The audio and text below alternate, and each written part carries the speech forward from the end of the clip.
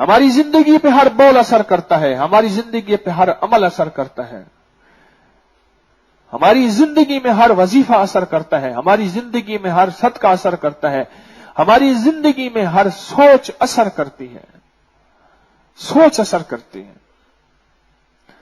आप रात को सोते हुए सिर्फ इतना आमाल पढ़ें, तस्बीहात करें, जिक्र करें, सिर्फ इतना सोचा शुरू कर दें और ये सोचते सोचते सो जाएं, गुनाह मुझसे दूर हो रहे, बुराइयां मुझसे दूर हो रही, मैं अल्लाह का दोस्त बन गया हूं, अल्लाह मुझे अपना दोस्त बना रहा, बस यही सोचना शुरू कर दें। मैंने एक जवान को कहा 40 दिन सोते हुए 10 मिनट ये सो, कहने लगे मैं तो यूं सोता हूं, सो जाता हूं मैं, कोई बात नहीं, 10 मिनट फिर बैठ के कर ताकि नींद आए, 10 मिनट ये सोच, और सोचते सोचते ये सो जा। 40 दिन के बाद मुझे आके बता क्या होगा।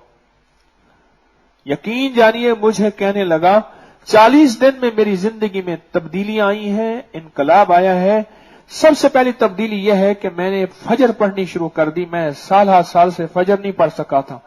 दूसरी तब्दीली यह आई है कि मुझसे नजरों के, जुबान के, शर्मगाह के गुनाह खत्म हो गए हैं। और तीसरी तब्दीली यह आई है, मैंने महसूस करना शुरू कर दिया है कि मुझे नेक होना है, नेक लोगों में रहना है, नेक बनने के लिए कोशिश करनी है। सिर्फ सोचों ने असर किया, सोचों ने असर किया उसमें। उसको मैंने कोई वजीफा नहीं दिया, तस्बीह नहीं दी, जिक्र नहीं दिया, उसको मैंने मुराकबे की कैफियत नहीं कही, सिर्फ सोचें कही।